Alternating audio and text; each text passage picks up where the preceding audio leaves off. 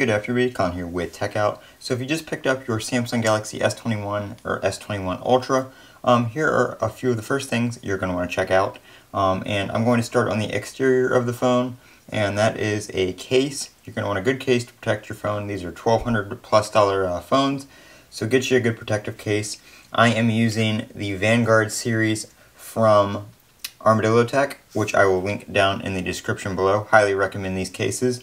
Multi-layer protection, and they are under $20 on Amazon right now with a 10% off coupon. So definitely something you're going to want to check out. Next thing is hopping on into the phone here. Once you get your apps and everything downloaded, of course, all that basic stuff that everybody's going to do, there are a few things to check out. And that is going to be in your display settings here. Go ahead and set your dark mode settings if you want light mode or dark mode, or you can even go in here and turn it on for automatic based on the time of day.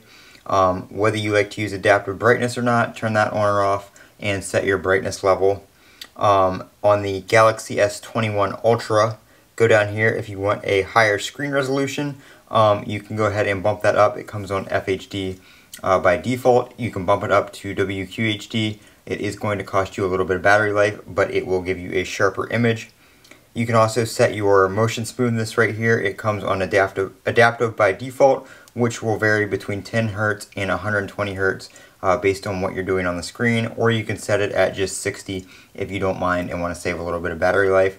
You can customize this no matter what screen resolution you are using on the S21 Ultra, so that is new. Go ahead, if you didn't already set up your biometrics and security during the phone setup, go ahead and set that up. I have my fingerprints. If you want to register a face as well for face unlock, you can go ahead and do that up here. I am actually really happy with the default wallpaper on this phone this year, so I'm going to go ahead and leave that. But if you aren't, you can go down to wallpapers here and you can choose some different ones. They have some different video ones and stuff like that, as well as you can download them from the theme store as always, and set that kind of stuff up. Next thing I set up on my phone is the sounds and vibrations. You can go ahead and change your ringtone. I also hop down in here to vibration intensity and kind of bump these down a little bit because I don't need my phone to be vibrating at full power. I also changed my notification vibration patterns so you get a different feel. You can customize that if you want to. And that's basically the first things I do when I get my phone is I set those things up. Obviously all your Wi-Fi and stuff like that's going to be set up during your initial phone setup, but those are some of the things I kind of come in here and change.